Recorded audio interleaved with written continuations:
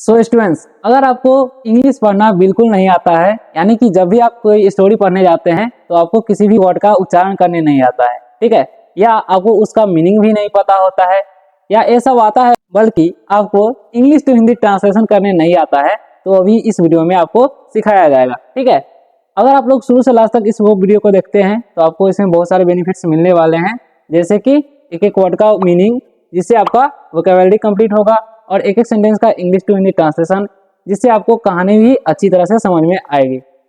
So students, ऐसा अगर आप लोग मेरे साथ रोज करेंगे तो आपको कुछ ही दिनों में इंग्लिश पढ़ना आने लगेगा और आप आसानी से धीरे धीरे इंग्लिश पढ़ना सीख जाएंगे।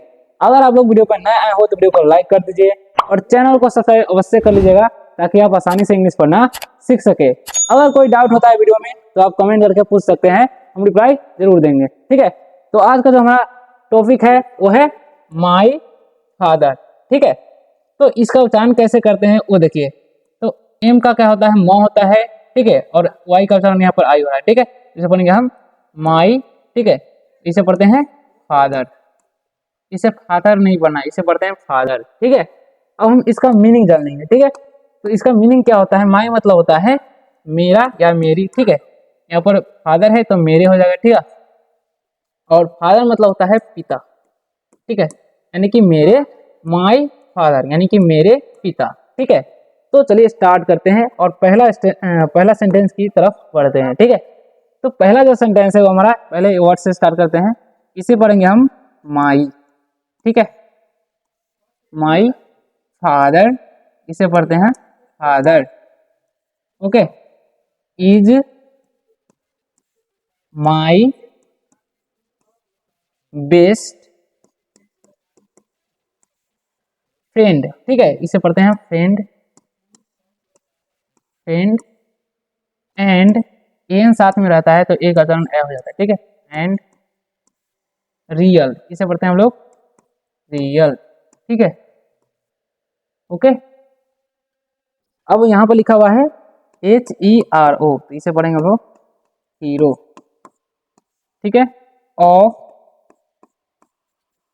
My life. ओके, अब हम इस सभी का मीनिंग जान लेंगे ताकि आपको उसका मतलब समझ में आ सके। ठीक है, माई मतलब होता है मेरा या मेरी। ठीक है, मेरे ही बोलेंगे। फादर मतलब पिता।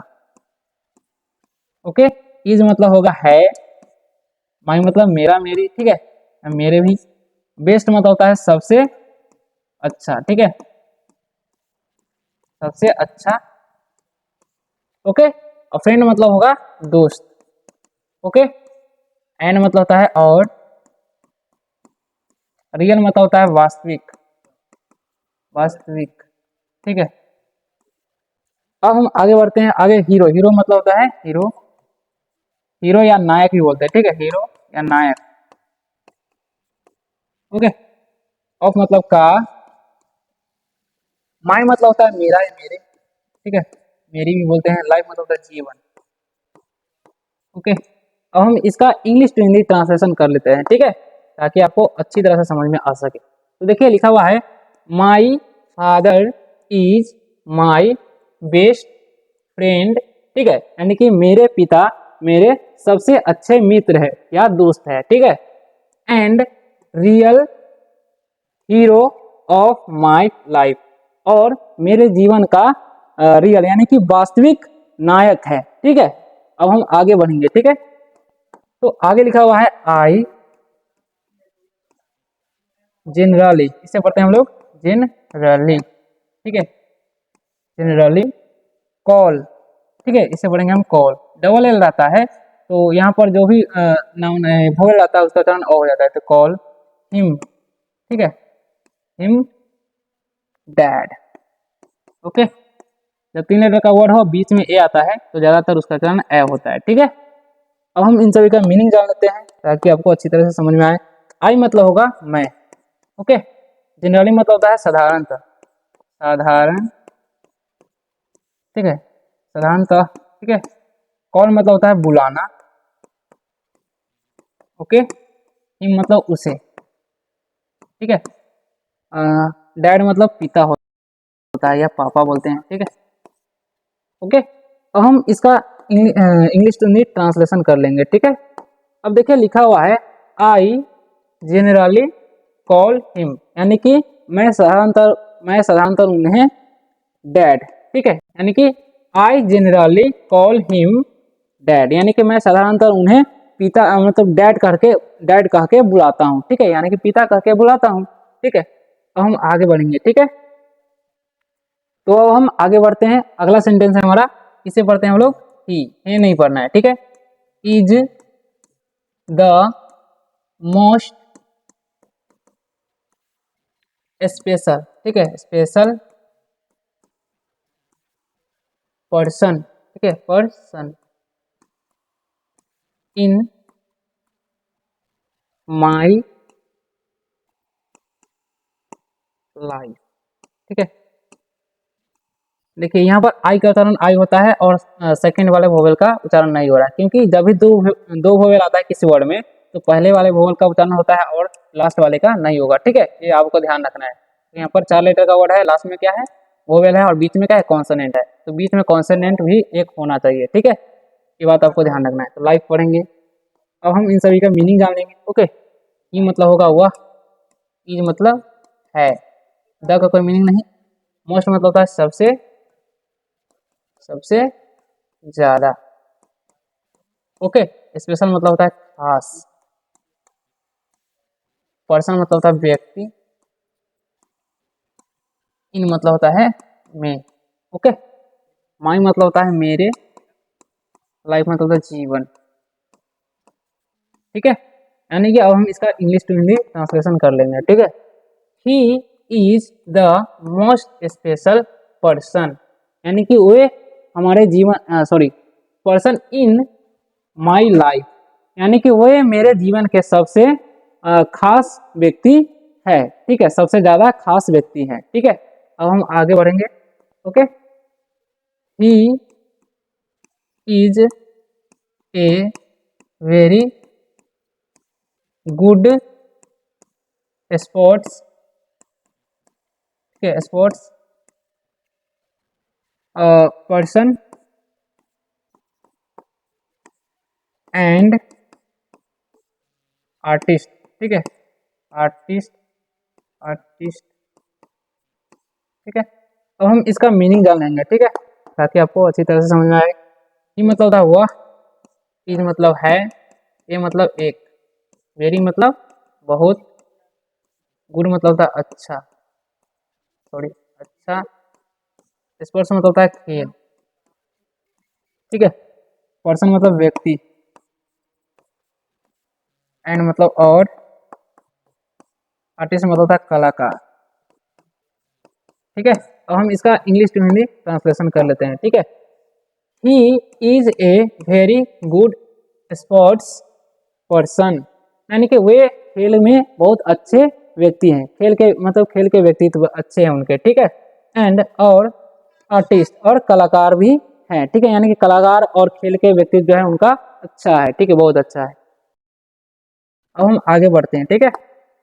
अब आगे का जो सेंटेंस है वो है ही डज, ठीक है, जो स नहीं होगा, ठीक है, क्योंकि जी के बाद रहता है तो उसका चांस जो हो जाता है। इन हिज स्पेयर, ठीक है, ये आ रही है तो उसका चांस ये हो जाता है, तो स्पेयर पढ़ेंगे। टाइम, ठीक है, इसे टी में नहीं पढ़ना है, क्यों, क्योंकि देखिए लास्ट में क्या है, वोवेल है, और इसके सेकंड में क्या है, वोवेल है, और बीच में क्या है, कॉन्सोनेंट है। तो पहले वोवेल, उसके बाद बीच में कंसोनेंट रहे और लास्ट में वोवेल रहे, तो पहले वाले वोवेल का उच्चारण होता है और लास्ट वाला का नहीं होता है, ठीक है। टाइम पढ़ेंगे। एंड, एंड प्रोमोट्स, ठीक है, प्रोमोट्स, ठीक है, इसे पढ़ेंगे प्रोमोट्स, ठीक है, प्रोमोट्स, ठीक है, इसे पढ़ेंगे promotes us also also to, इसे टू नहीं पढ़ना है, डू पेंटिंग्स, ठीक है, पेंटिंग्स, ओके। अब हम इसका मीनिंग जान लेंगे, ओके। तो आगे लिखा हुआ ही मतलब होता है वह, डज मतलब देखिए डू डज का प्रयोग एक हेल्पिंग वर्ब के रूप में किया जाता है, ठीक है। तो डज मतलब इसका मतलब क्या हो गया, यहाँ पर है ही समझ लेंगे, ठीक है। ओके, पेंटिंग मतलब होता है रंग। ओके, इन मतलब होगा में, हिज मतलब उसका उसकी, और हिज का प्रयोग लड़का के लिए किया जाता है, ठीक है। स्पेयर मतलब होता है बिताना, ठीक है। टाइम मतलब होता है समय, और एंड मतलब और। प्रमोट्स मतलब होता है बढ़ावा देना, ठीक है, बढ़ावा देना, या प्रोत्साहित करना भी होता है। अस मतलब हम लोग। ओके, अल्सो मतलब होता है भी। टू मतलब को होता है, टू का मतलब को या से। डू मतलब करना। पेंटिंग मतलब चित्रकारी, ठीक है, चित्रकारी। यानी कि पेंटिंग से मतलब रंग। अब हम, अब देखिए आगे इसका हम इंग्लिश टू हिंदी ट्रांसलेशन कर लेते हैं, ठीक है। तो देखिए यहाँ पर ही does paintings in his spare time, ठीक है। यानी कि वे अपने, मतलब वे अपने समय बिताने के लिए क्या करते हैं, रंगीन मतलब क्या बोल सकते हैं, चित्र उगाते हैं, ठीक है, ऐसा बोल सकते हैं। चित्र बनाते हैं और उसमें रंग भरते हैं, ठीक है। एंड और promotes us also to do paintings, और हम लोगों को भी मतलब पेंटिंग करने के लिए प्रोत्साहित करते हैं, यानी बढ़ावा देते हैं, ठीक है, कि आप लोग भी कीजिए। अब अगला जो सेंटेंस है वो है ही टेल्स, ठीक है, अस दैट, द है, ओके, दैट हो जाएगा। वी शुड, एनी और थिंग, यानी कि इसे डबल वर्ड है तो उसको तोड़ तोड़ कर पढ़ना है, तो एनी थिंग हो जाएगा। ओके, एक्स्ट्रा, एक्स्ट्रा, ठीक है, लाइक म्यूजिक, ठीक है। ओके, सिंगिंग,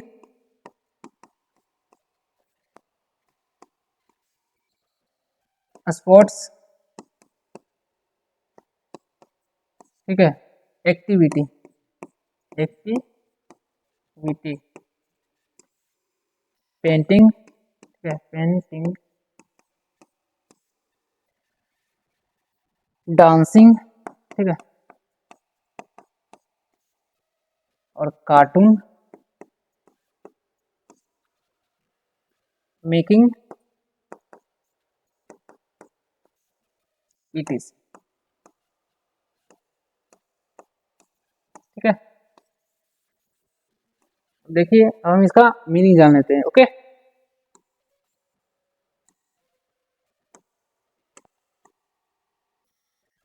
तो ये मतलब होता है वह, यस मतलब होता है बताना, अस मतलब हम लोग, दैट मतलब होता है वह, ठीक है, और वी मतलब हम लोग, सुन मतलब होता है चाहिए, एनीथिंग मतलब कुछ, कुछ भी, ठीक है। एक्स्ट्रा मतलब होता है अतिरिक्त, लाइक मतलब होता है पसंद, पसंद करना भी होता है, ठीक है। म्यूजिक मतलब होता है संगीत, ठीक है। सिंगिंग मतलब होता है गाना, स्पोर्ट्स मतलब खेल, एक्टिविटी मतलब होता है गतिविधि, गतिविधि, पेंटिंग मतलब होता है, ठीक है। डांसिंग मतलब होता है नाचना, कार्टून मतलब कार्टून, और मेकिंग मतलब होता है बनाना, इस मतलब इत्यादि या आदि, ठीक है। अरे, ठीक है, अब हम इन सभी का इंग्लिश टू हिंदी ट्रांसलेशन कर लेंगे ताकि आपको अच्छी तरह से कहानी समझ में आ जाए। ओके, चलिए स्टार्ट कर देते हैं। तो लिखा हुआ है ही टेल्स अस दैट, यानी कि वे हम लोगों को बताते हैं कि we should anything extra like music, singing, sports activity, paintings, dancing, cartoon making etc. यानी कि वे हम लोग को बताते हैं कि वी शुड डू एनीथिंग, यहाँ पर डू छूट गया, ठीक है, डू एनीथिंग एक्स्ट्रा, यानी कि हम लोग को कुछ अतिरिक्त करना चाहिए, जैसे कि लाइक मतलब जैसे कि म्यूजिक यानी कि संगीत, सिंगिंग मतलब यानी कि गाना, स्पोर्ट्स मतलब खेल, ठीक है, स्पोर्ट्स एक्टिविटी मतलब खेल गतिविधियाँ, ठीक है, पेंटिंग यानी कि रंग, डांसिंग यानी कि नाच, ठीक है, कार्टून मेकिंग यानी कि कार्टून बनाना, ठीक है, इत्यादि चीज़ों के लिए हमको बताते हैं, कौन, पिताजी बताते हैं, ठीक है। सो स्टूडेंट्स, आशा करता हूँ कि आप लोगों को ये वीडियो बहुत ही अच्छा लगा होगा और आपको समझ में भी आया होगा और कुछ सीखने को मिला होगा। और वीडियो अच्छा लगा तो वीडियो को लाइक कर दीजिए और चैनल को सब्सक्राइब अवश्य कर लीजिएगा, ताकि आप आसानी से इंग्लिश पढ़ना, लिखना, बोलना सीख सके इस चैनल पर, ठीक है। और अगर आपको वर्ड्स का उच्चारण नियम सीखना है तो इस चैनल में जाइए, ठीक है, और आपको वहाँ पर बहुत सारे वीडियोज मिल जाएंगे जिससे आप वर्ड का उच्चारण नियम सीख सकते हैं, ठीक है। कॉम्पिटिटिव एग्जाम का तैयारी करते हैं, कॉम्पिटिटिव एग्जाम का, ठीक है, तो इस वीडियो के डिस्क्रिप्शन में आपको चैनल लिंक मिल जाएगा, वहाँ पर जाकर आप विजिट कर सकते हैं और तैयारी कर सकते हैं। तो मिलते हैं अगर